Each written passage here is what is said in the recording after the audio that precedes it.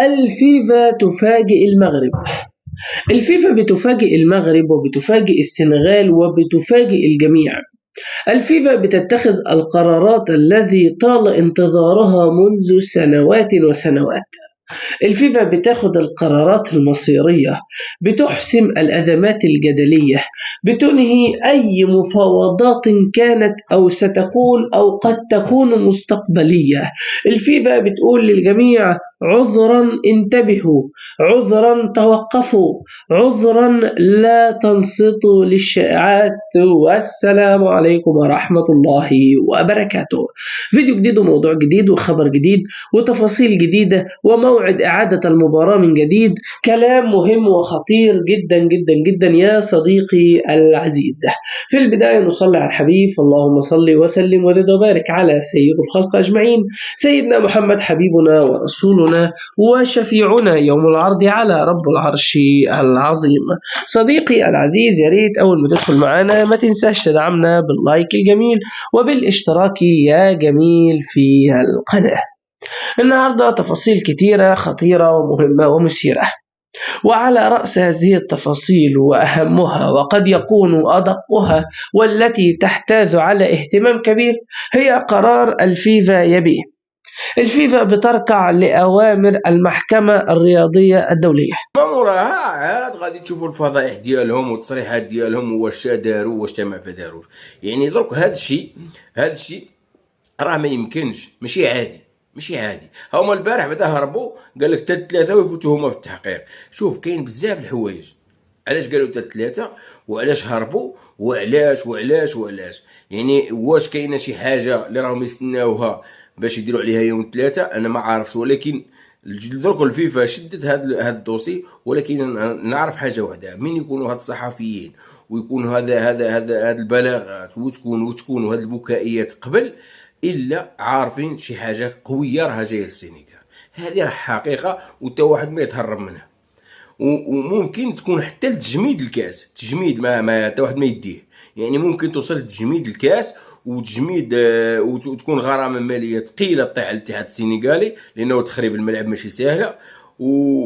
والشركات راهم باغيين ينسحبوا، الشركات كاملين باغيين يجبدوا الدواسه ديالهم وينسحبوا من لاكاف، وهذه تكون ضربه كبيره للاكاف. على بالك الا جبدوا الشركات وقالوا لهم حنايا الا ما عاقدوا السنغال، يعني راه كاين مشاكل. انا الحاجه الوحيده اللي شفتها في هذه الاستوار هذه وصحافه الزيكو ديالنا تهضر صباح عشيه، حافظ دراج يركل، رئيس الاتحاد السنغالي يركل، عرفت بالله قضيتهم قضيه كبيره وهم عارفينها. يعني الانسحاب، انت لو كان توصل هذه القضيه تمشي ان شاء الله للطاس، راه الطاس غادي يقردع كلشي، لانه الطاس ما يرحمكش. انت انسحبت وديجا راس داروا 70,000 انسحاب هما في حياتهم. ولكن هذه القضيه لو كانت الى فيفا شدتها ومشات للطاس صافي حطوها في الطاس، ما نكذبش عليكم غادي تكون مزلزله. ممكن يقلعوهم حتى من كاس العالم، ممكن ما يشاركوش حتى في كاس العالم، وممكن لعابه ديالهم بزاف غادي يعاقبوهم. المدرب هذا صافي سيفيني، المدرب اصلا قتل روحه، المدرب جاب راسو ذبوح، يعني كسر راسو. هذا هو اللي كانوا دافعين لهم الدول هذو اللي كانوا مولينهم. ها هما نهار يغرقوا ونهار تخرج عقوبات صحيحه سواء من الطاس ولا من الفيفا ولا من لاكاف، راه واحد ما يعقل عليه. غادي في الاولى يكتبوا منه وفي يسمعوا فيه. راه عقلوا عليه كلامي هذا اللي نقول لكم، لانه الطاس راه ما ترحمكش. الطاس الا خرجت العقوبات راه صافي لا رجعيه فيه. يعني هذوك نهار ياكلوا الدق، السنغال نهار تاكل الدق ويطيحوا هكاو، تا واحد ما غادي يعقل عليه.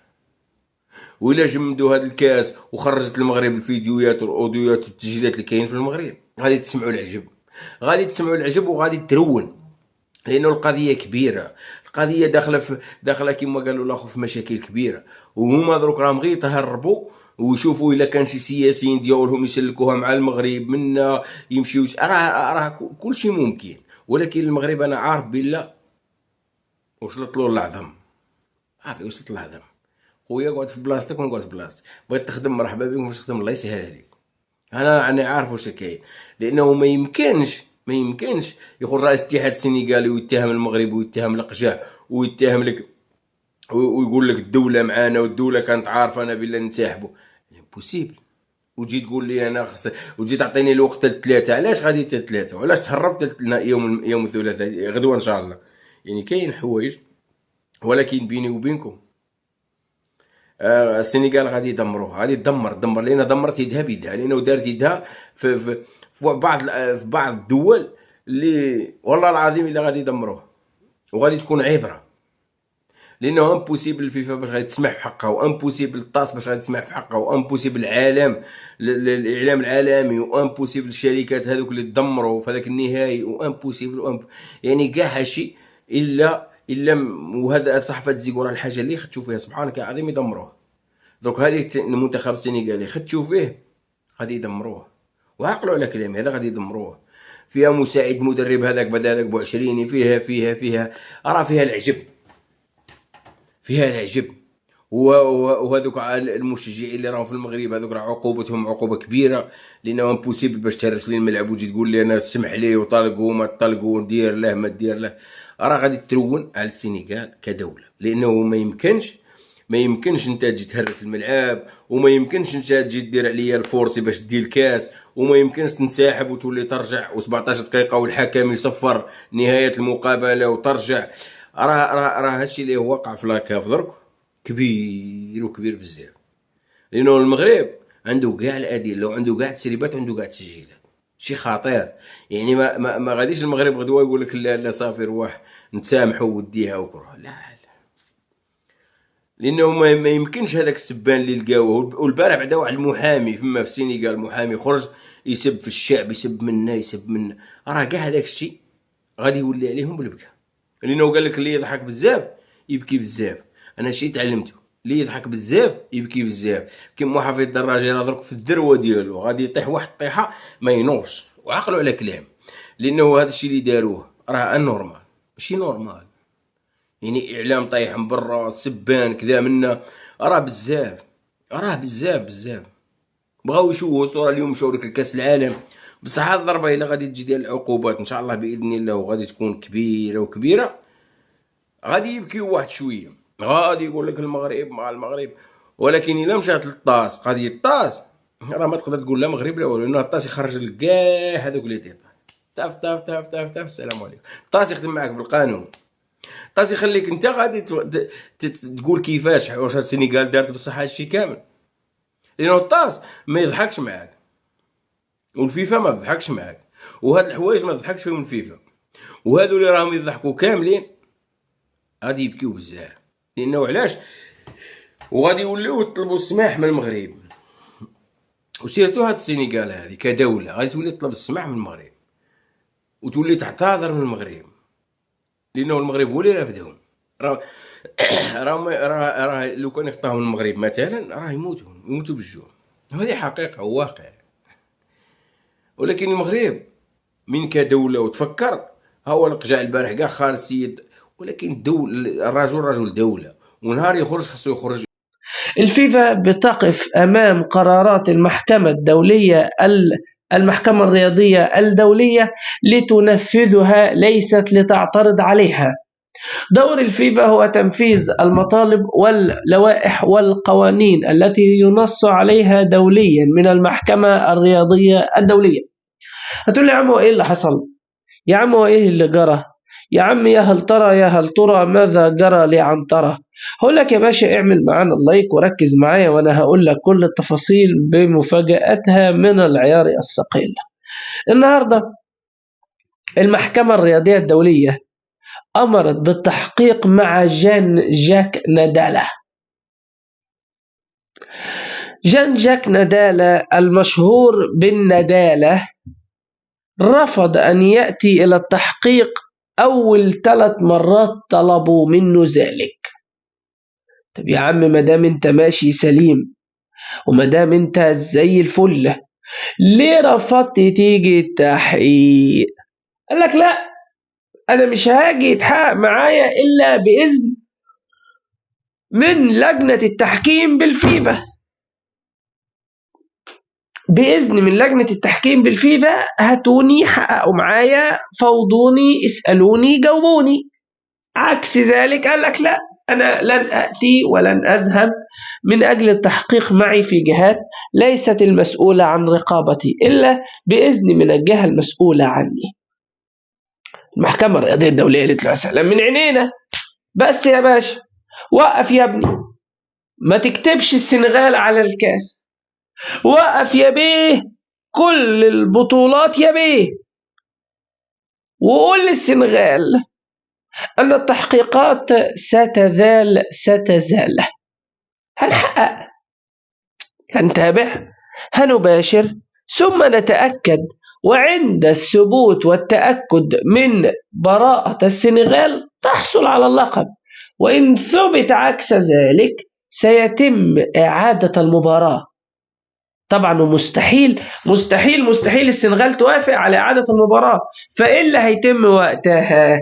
بس إن رفض إحدى الطرفي إعادة المباراة يثبت تورطه في تلاعب وفوز بطرق غير شرعية، فيعلن الطرف الآخر بطل للكأس الأفريقية.